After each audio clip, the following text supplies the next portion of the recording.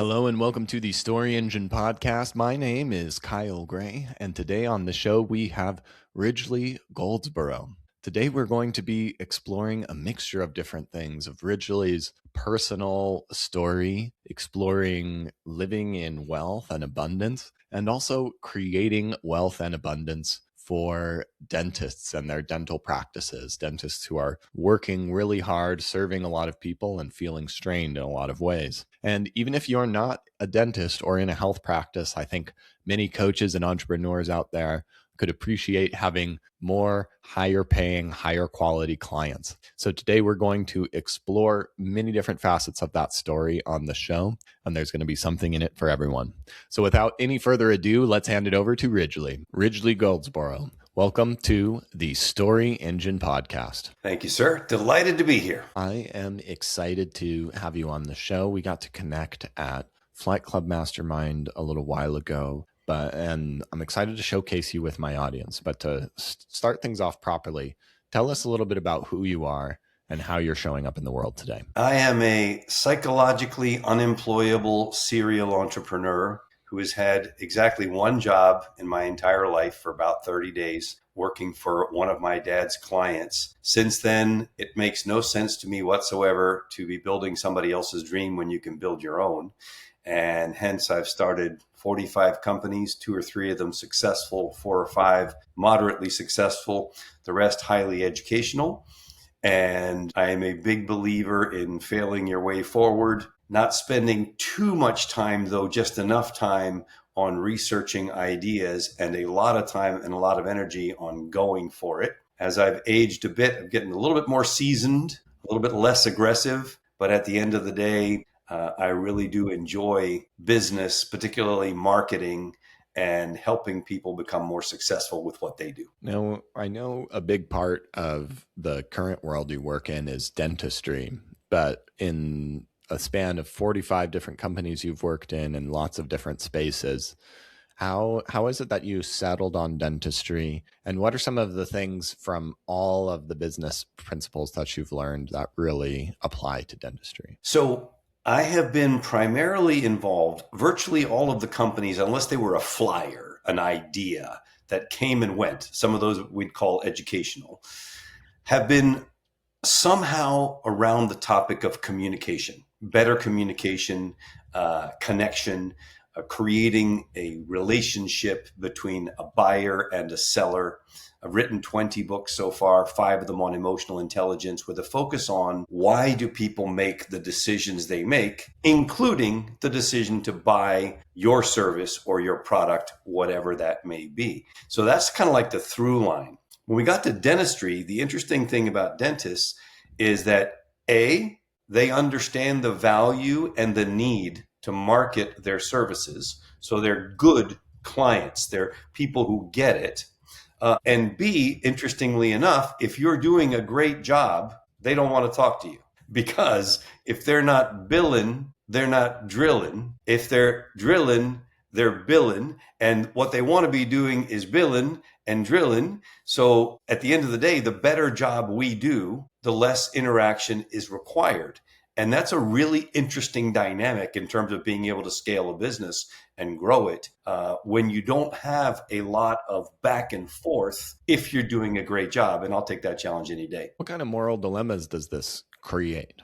I'm immediately picturing like my dentist giving me a bag of Sour Patch Kids or something, on the way out to keep me coming back. But I imagine it's a little more subtle and complicated how that choice gets navigated. Well, what's very interesting about dentists is, of course, they don't want to talk to you if their chairs are full, but if their chairs aren't full, you're the problem, right? So the marketing guys are always going to be the first people to get thrown under the bus if there aren't enough patients in the chair. But there's very little cooperation between the dentist and the marketing guys, because they, by definition, don't want to be talking to marketing guys. They want to be taking care of patients. So there's a very interesting dichotomy that happens there, whereby you're doing your best, but you're doing it largely in a vacuum. It's largely what are best practices? Can we stay ahead of the curve, especially in this age of AI? Can we use AI to give our people an edge, knowing that the better you do, the less communication you're going to have? And I think that most, especially the ones that we work with, most dentists really do a great job. Their clinical excellency is outstanding. And the other pieces of running a successful practice, which is team building, okay, pretty good job. Marketing, they just really want to put that in somebody else's hands. And I don't blame them. And that's where we come in. And we have to kind of do it however best we can without a lot of support. Something that you kind of mentioned that you didn't say directly, but I think could be present. If it's the case that I don't want more clients when my seats are full, and a dentist's office doesn't have that many seats. And so there is this really careful balance of too much marketing or too many clients at once can be really detrimental as well. Probably not as much as not filled clients, but it seems like there's a certain sensitivity in this marketplace that we might not always expect in other marketplaces. Well, what ends up happening is I caution our docs against ever slowing down, because one of the things that we can do is we can always up the patient treatment plans. In other words, we can go after more expensive cases. We can go after bigger types of work that they can do. But slowing down the machine is a dangerous thing to do, because you don't know when that suddenly catches up. And it's a little bit like death by 1,000 cuts. Oh, there's a couple less patients this month than last month. Oh, there's just a couple less this next month than the month before. Oh, there's just a couple, and suddenly the chairs are empty. And then getting that ramped back up again is a process and a half. To really get a practice going, it's multiple months. It's not, oh, turn on the spigot and you're jamming. Even if you're working with paid traffic and working with Google, it's 3 to 4 months before you're even seeing enough data to optimize that. So there's a real danger with slowing down, and I'm a big fan of discouraging that, to the point where if somebody says we have too many patients in our practice, I'm immediately going to say, well, then you need to upgrade the quality of the patient and not slow down on the marketing efforts. Yeah, and a bigger thing is just it's slow to change. If it takes this long and you're running a dental practice with a lot of overhead, a lot of staff, and a lot of things, these consequences can be a really big deal. I want to add one more thing, and that is this. One moral dilemma is this. What dentists really want is really big cases, right? Let me give a full mouth rehabilitation. Let me just do a complete smile makeover. The people that have that many dental problems are also generally the people that don't have any money. So there's a real interesting thing that happens there. How do you find the right patients that do want to upgrade their entire look and feel for their own self-confidence, etc., but that also have the money to pay for it? And oftentimes those two things are quite disparate. Is this also, maybe this is, the dentists might find this rude, but I imagine like a lot of health and wellness practitioners want to help because they have big hearts and they want to help as many people as possible. And sometimes this is disguised as just a bit of a fear of being able to sell premium products and services. And while I think I can imagine dentists wanting complicated cases, and they probably do want to do some charity, it's not just like a charity they want. There's like a challenge or an art to a really complicated case like that, or wanting somebody to invest a lot in these really high-end things. Yeah, for sure. No question about it. There is a feeling in dentistry. Let's step back for a second. Obviously, there's a reason why there is a lot of mental health challenges in dentists. Mm-hmm. Level of suicide is very, very high, etc. If you can imagine that you're walking into an office, you're having a huddle first thing in the morning, and you're literally going from chair to chair to chair to chair to chair to chair to chair. If your schedule is full, you're stopping at 4 o'clock or 4:30 in the afternoon. It is extremely stressful, right? So one of the things that goes along with being a busy dentist is the promise of financial reward. Once people get past that initial, okay, I've put in the time, I now have a couple of assistants, we're all doing this together, I have associates that are associate dentists that are working at the practice, Now it's time for me to go to pick a country, Guatemala, Puerto Rico, Haiti, some third world place to do some free dentistry, which they do on a regular basis. There's never a separation. And we encourage there not to be a separation between you're doing good in the world and therefore you deserve to be paid. And for the most part, dentists, particularly elite dentists, are very well paid. And that is part of the promise of the profession. In addition to, yes, we're going to give people self esteem, we're going to increase their confidence, we're going to make them look great in pictures, we're going to make them love their selfies. All that is great. And part of the reward is you get financially remunerated for doing that. Do they have the same challenges in selling these larger packages? It seems like it's clear, and it does make sense that a dentist would naturally maybe have less internal trouble saying, like, I should be highly paid for my work. But are they good at selling and offering those things? You've hinted at maybe marketing them isn't as reliable as they would always want, but when it comes time to selling those packages, are they good at it? 100% case by case. Mm-hmm. Some people are, and some people are much better at having a treatment specialist on their staff, someone else that does the selling for 30 minutes. And then the doc walks in for the last 5 minutes to confirm what that treatment specialist has said. Mm-hmm. Generally speaking, treatment specialists are women who are more empathetic, who can relate better with a potential patient, regardless of whether they're a man or a woman. And the doc usually comes in to verify, justify, and assure the patient that what they have now been talking about with the treatment specialist is in fact the case. So interestingly enough, in the more elite practices, the docs are not that big of a part of the selling. Great. All the better. I bet everybody likes it better that way. The docs get to do the work that they love doing, that works hard on, and I find that a lot of healers don't enjoy figuring out the sales process as much. Correct. So we've covered a really interesting world of the dentist and their mindset and their challenges and what they're going for. Can you tell me a little bit about like your service and your perspective? And what do you think it is that you do that's different than most other people who are helping dentists with marketing? I think the biggest differentiator is recognizing how fast marketing changes all the time and how the advent of AI has only quadrupled the speed of change. What was working literally 3 or 4 months ago may not be working today. A new AI application comes out and suddenly it pops the change to a whole new level almost overnight. And having real experts who focus on each of the areas that a dental practice needs for their marketing is critical. So you have to have the paid traffic expert, and that's what they do. And then you have the Google Maps expert, and that's what they do. And you have an AI expert, and that's what they do. And you have an SEO on-page and off-page optimization specialist, and that's what they do.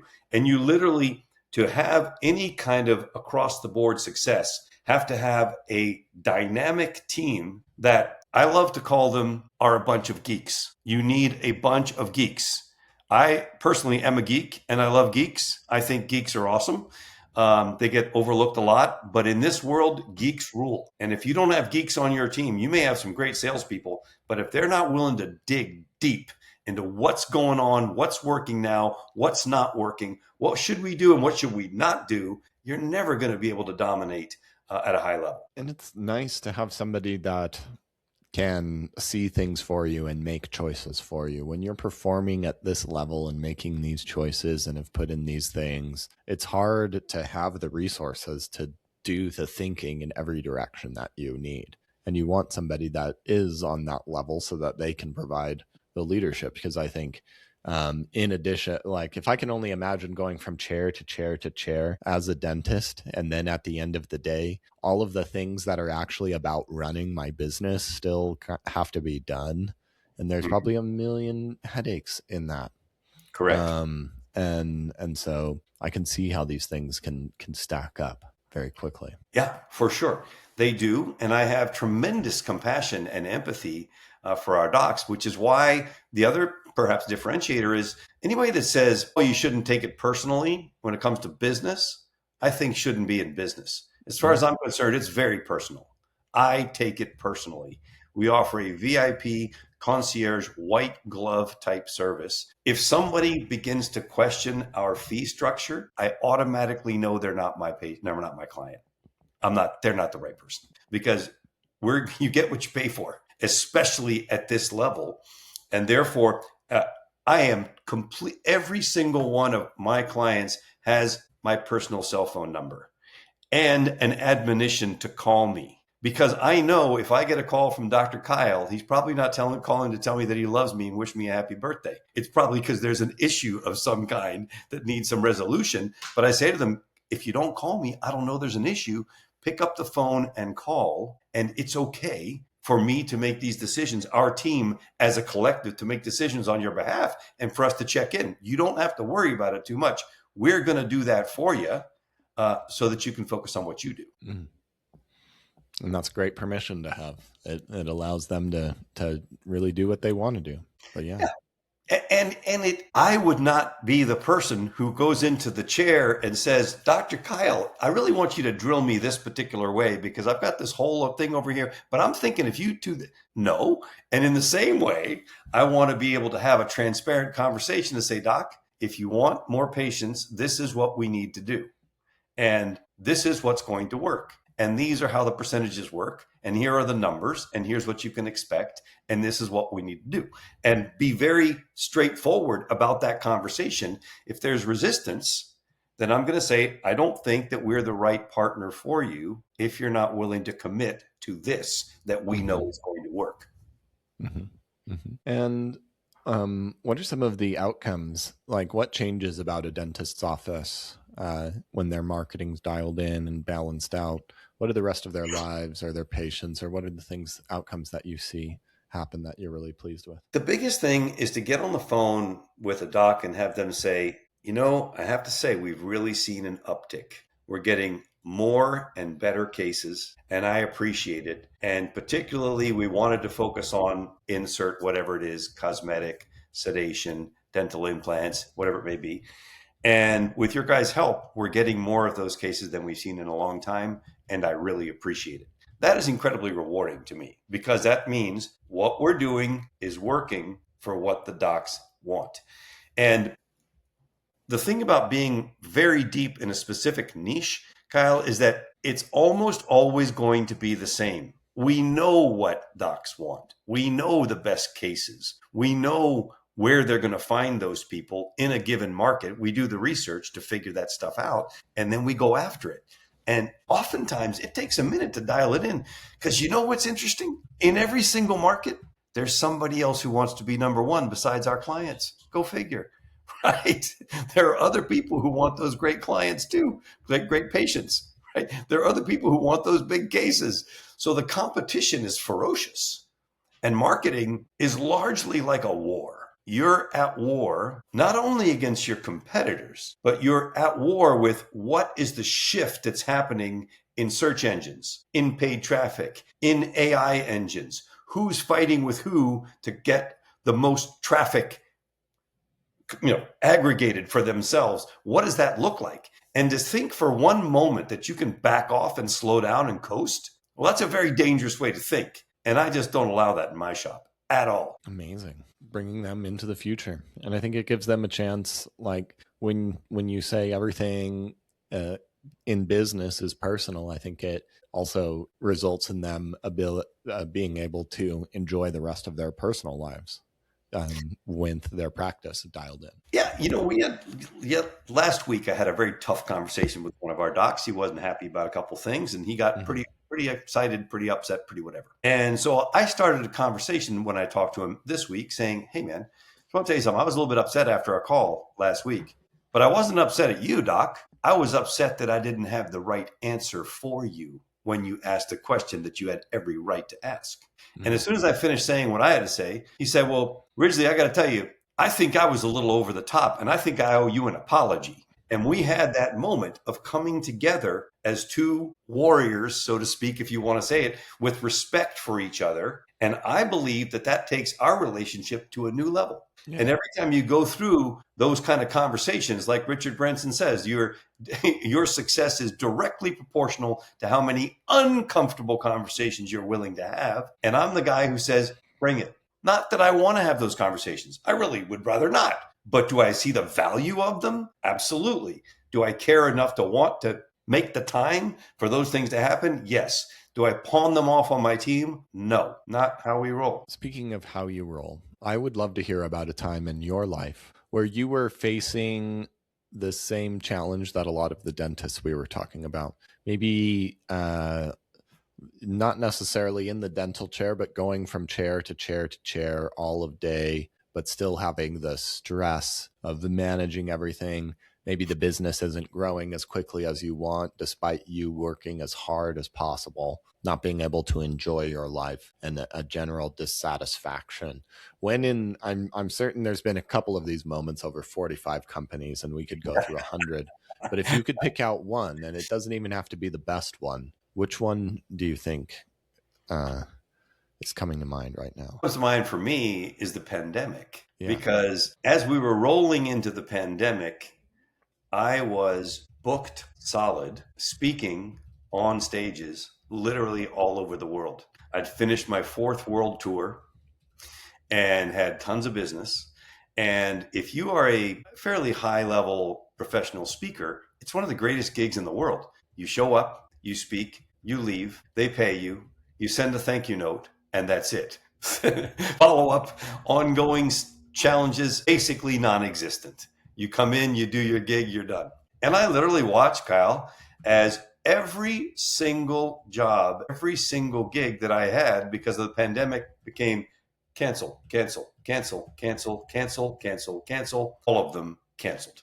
Everything. And so sitting in this very chair where I'm speaking to you right now was kind of one of those interesting moments like, this is fairly unique. I've been through situations like this before. What does the next chapter look like? And then having to take stock and sit back and say, well, you've been at this a really long time. Serial entrepreneurs have an underdeveloped sense of fear and a very poor memory. So let's see if we can't figure out the next chapter, and having to do that. Were you really that confident, or were there a few more expletives in the like, damn, and then turning it around? I would at least, I feel like I believe the turnaround, but the fact that we were like, oh, I'm just going to coast my way. The similar thing happened to me. I had to let go of the whole agency around the same time, but it was scary. I'm glad I did it though. I mean, I think of course you'd be foolish if you didn't have some hesitation, some pause, or some what have you. I have a very, very strong spiritual practice that I rely on, and that was quite helpful. But in addition to that, it's the years and years of experience, man. I mean, I've been through this thing a bunch of times. It's kind of like, really? Sometimes I almost feel like, really, universe? That's all you got? Really? Okay. I ain't scared. And it's a good feeling. I got to tell you, it's a good feeling to have that sense.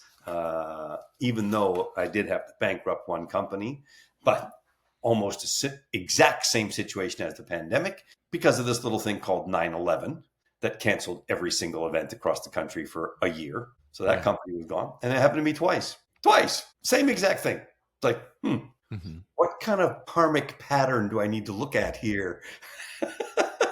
Moving forward to figure that one out. Well, what did you figure out in the terms of the pandemic? And I guess, can you reflect to me a moment, maybe sometime later, where you transformed, you anticipated the future, you moved around, and then you were seeing more cases, better cases, in your less stress in your practice and having more time and space to enjoy the rest of your life? And where did you go? I know you were in Mexico not too long ago. Where was a great spaciousness vacation? Yeah, for sure. I'm very grateful. I'm headed to Mexico again in a couple of months after 2 ski trips.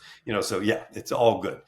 I think the biggest shift, Kyle, was in the recognition that being both player and coach at the same time is extremely difficult if you really want to build a company. That at some point, everybody starts out as player. You're the player. You're figuring it out. And then after a while, you're doing player and coach. And then after a while, you got to figure out, how do I get out of being a player and just become only a coach? Yes, but this is kind of a teaching idea.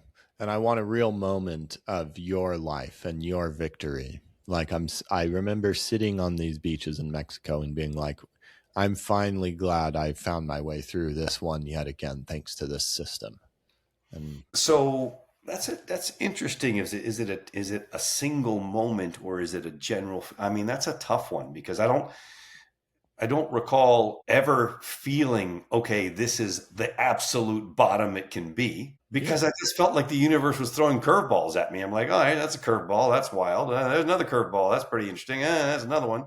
And every time I felt down or whatever, I would reach back into my spiritual practice and say, wait a second, man, you're better than this. It's not like that. When I woke up and recognized that maybe the game had shifted, was when I realized that I actually got sick. I had the flu and was wiped out for almost a week, and not a lot changed. Everything was still working. Things were still cooking along.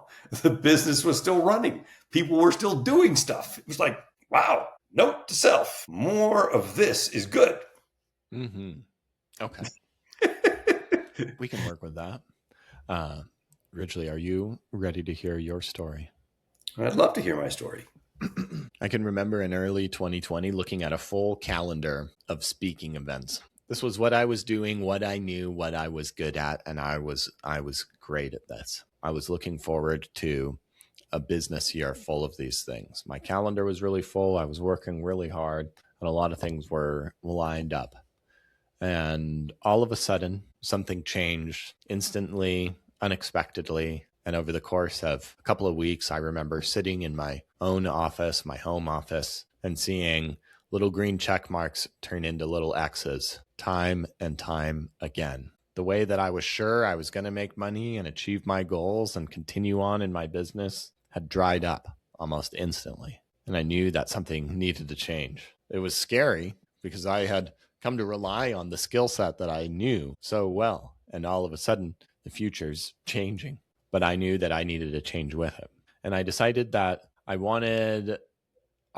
wished I would have had some personalized guidance to see where the marketplace was going and allow me to shift and grow. I wanted to be able to see into every marketing channel and see what was changing in the world around me, and to be able to adapt, not just with how the world was changing, but how technology was changing and how to grow along with this, because I didn't want to be caught off guard again.